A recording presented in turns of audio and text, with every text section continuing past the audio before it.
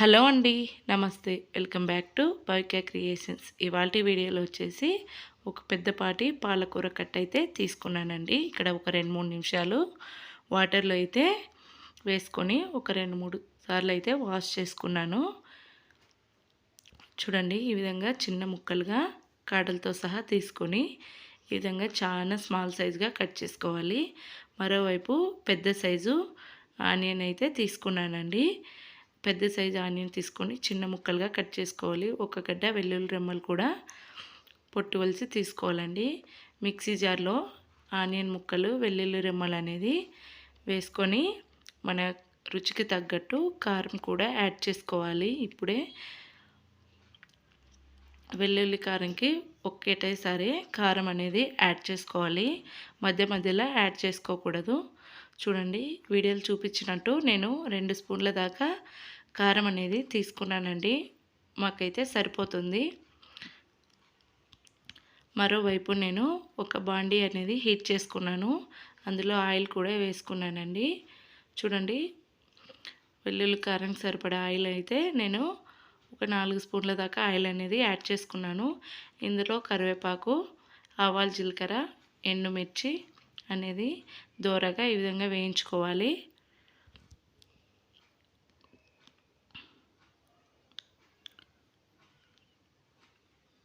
మనము onion paste అనేది ready చేసుకున్నాం కదా, వాటర్ వేయకుండా మనము మిక్సీ జార్లో వేసుకోవాలండి.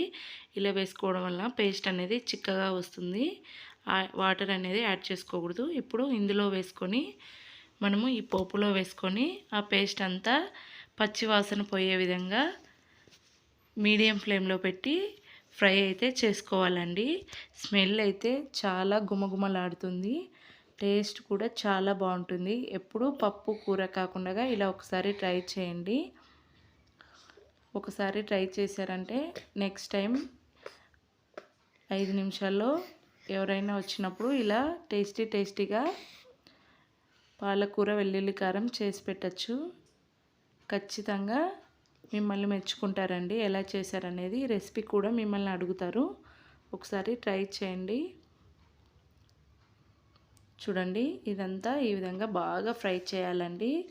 ఇందులో వాటర్ ఇంకిపోయే విధంగా, పచ్చి వాసన పోయే విధంగా వాటర్ ఇంకిపోయి మనకి ఆయిల్ అనేది పైకైతే తేలుతుందండి. అప్పుడు మనకి పర్ఫెక్ట్గా రెడీ అయిపోయినట్టే గ్రేవీ అనేది. అలాగే నా వీడియో చూస్తున్నారు కానీ లైక్ చేసి సబ్స్క్రైబ్ చేయట్లేదు. Please like, share, subscribe my channel.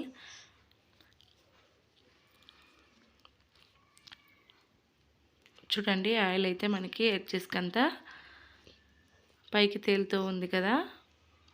ఇప్పుడు మనకి పర్ఫెక్ట్గా రెడీ అయిపోయినట్లే. ముందుగా కట్ చేసుకున్నాం కదా పాలకూర ముక్కలన్నింటినీ ఇప్పుడు ఈ ఫ్రైలో అనేది వేసుకోవాలండి. పాలకూర కట్ట అయితే చాలా ఫ్రెష్గా ఉంది. చూడండి, ఈ ఫ్రై అయితే రెడీ అయిపోయింది కదా. ఇందులోకి వేసుకొని మనము పాలకూరలో వాటర్ ఇంకిపోయే విధంగా మనము కలుపుకోవాలండి.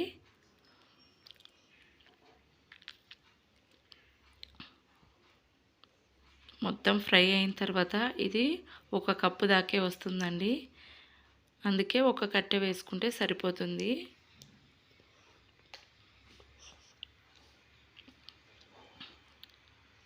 చూడండి, ఈ ఫ్రైలో కలిసిపోయే విధంగా మనము మొత్తం అనేది కలుపుకోవాలి. గ్రేవీ మొత్తం పాలకూరకు పట్టే విధంగా ఇలా ఒక 2-3 సార్లు మనం తిప్పేసుకున్నామంటే వాటర్ అనేది ఇంకిపోయి మొత్తం మనకి ఈ విధంగా వాటర్ అనేది పైకి తేలుతూ ఉంటాయి.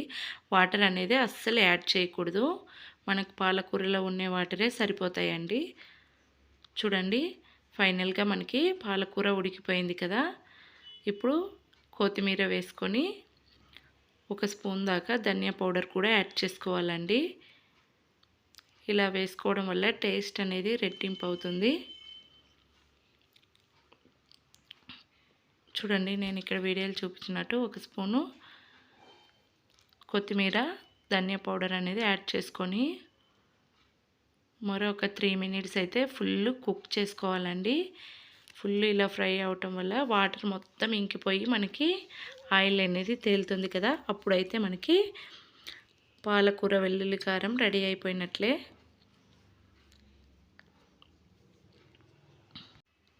చూడండి ఈ విధంగా పైకి ఆయిల్ అనేది తేలిపోయింది కదా, దగ్గరికి అయిపోయింది. అంతకట్టే వేస్తే మనకి ఈ సైజులో అయితే కొంచెమే అయితే అయిపోయిందండి, కానీ ఒక ఫ్యామిలీకి అయితే ఫుల్గా సరిపోతుంది.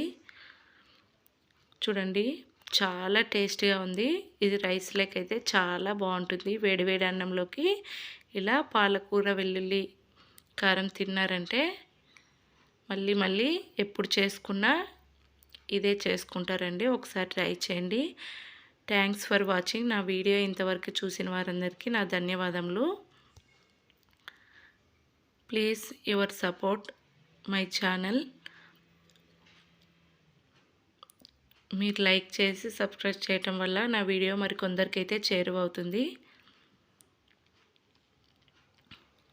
ఇలా టేస్ట్ చూసి తిన్నారంటే మళ్ళీ మళ్ళీ కావాలనుకుంటారు. Bye bye.